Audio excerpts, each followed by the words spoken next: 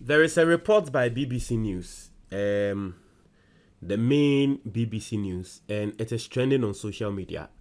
I was saying the article, no, Bremo. What people don't know, and they say BBC News is different from BBC Africa. BBC Africa is just the African branch of BBC News. In no, African stories and no more. And so if report by article by near throw BBC Africa, I know it's okay. But enyako BBC News ankasa, bbcnews.com there. Not just say story no, I transcended the African level, ama akọ world level. Ama wiase afa na nyina no wo report on. It is a story by BBC News. So pan there not just say omo hu say the story is bigger than BBC Africa. Into omo dey about BBC News. So I hope you understand what's going on. Into BBC News ankasa we nya BBC Africa. We ye BBC News and no more reporting on this story. Na share story na article no say how Ghana's central bank lost $5 billion in 1 year. Into no more reporting.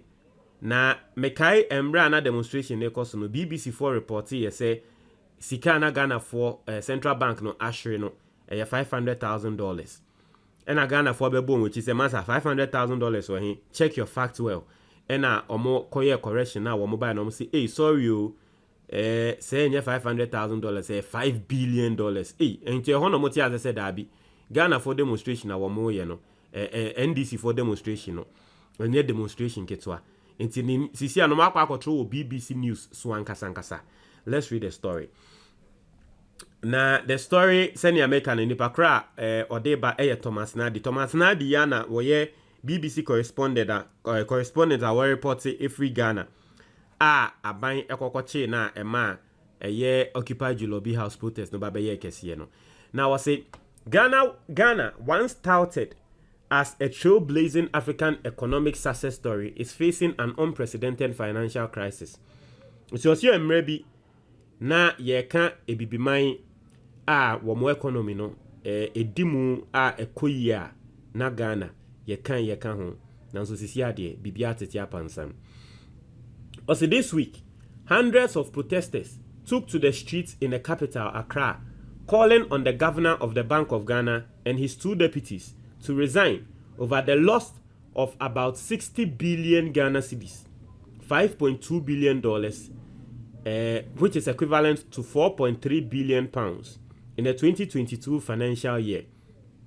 Also, the demonstration, dubbed #Occupy Bank of Ghana, was led by the opposition National Democratic Congress NDC party.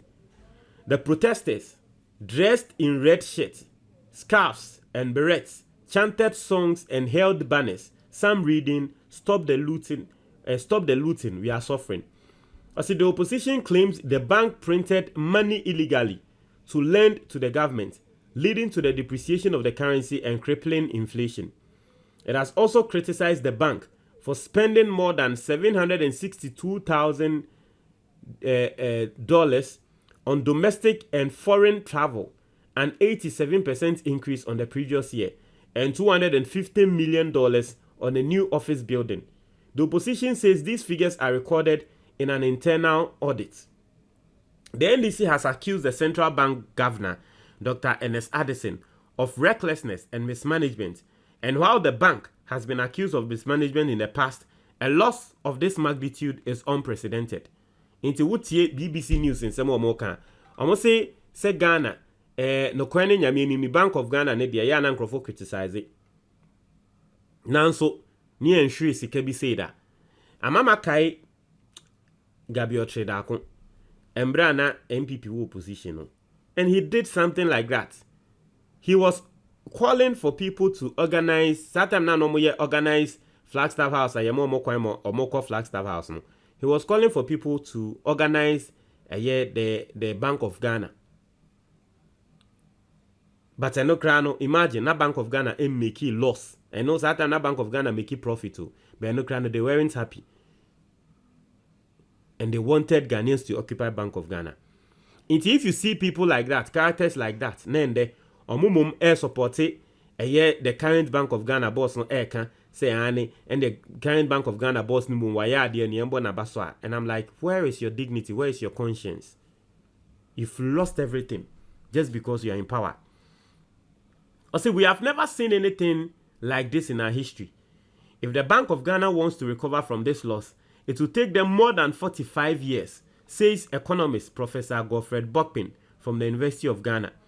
I say the bank denies charges of mismanagement and says the losses were a result of a fluctuating exchange rate and because of non-payment of loans by state institutions.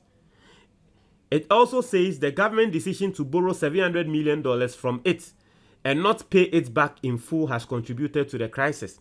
That is a Bank of Ghana, no, and they share a buying. And that is why the finance minister will come out and write a letter, an article, supporting the current Bank of Ghana boss. Because technically, no, Bank of Ghana boss, no, onu sika na nyeso ko di nenumo. O de bo aban bosia. Aban so ye de sika le bo bosia $700 million na aban so ontia.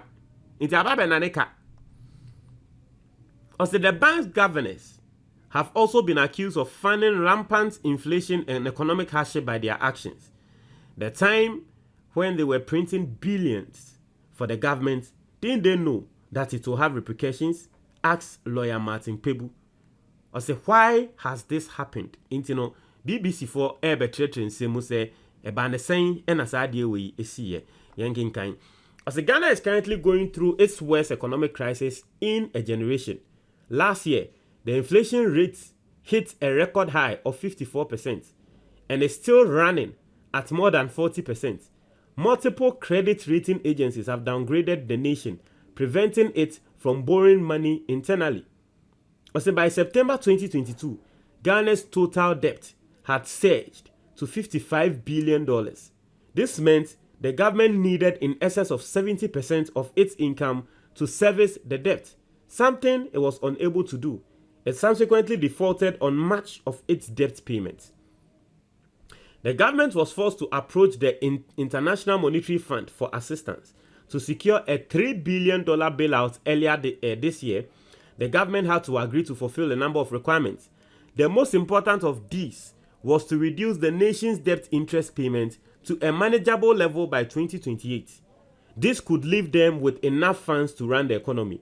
To achieve this, Ghana's government began debt restructuring by renegotiating terms with its creditors, proposing lower interest rates on their loans and longer repayment terms to relieve pressure on public finances. However, some creditors refused to take part in the debt exchange program.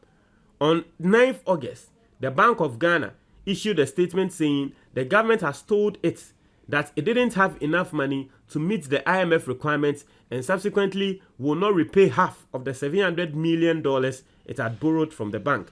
Instead, the money will go towards the debt restructuring.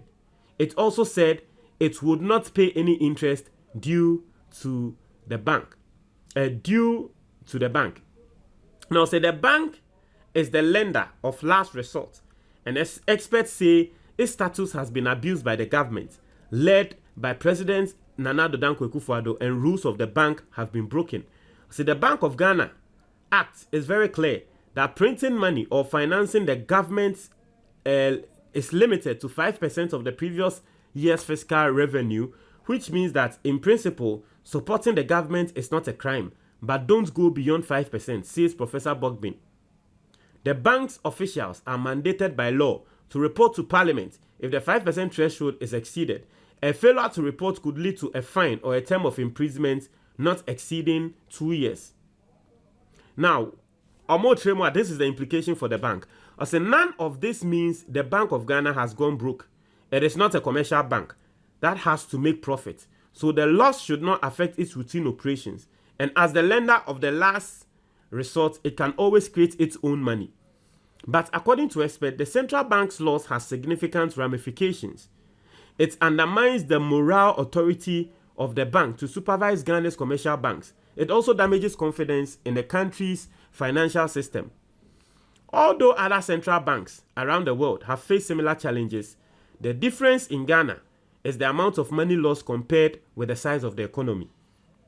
In the UK, Bank of England will be making a net loss of about $180 billion over the next 10 years, which will be funded by the UK government. But the size of the UK economy is in the trillions of dollars. Bright Simmons, a Ghanaian social innovator and writer, says that the bank cannot compare its losses with those of other countries.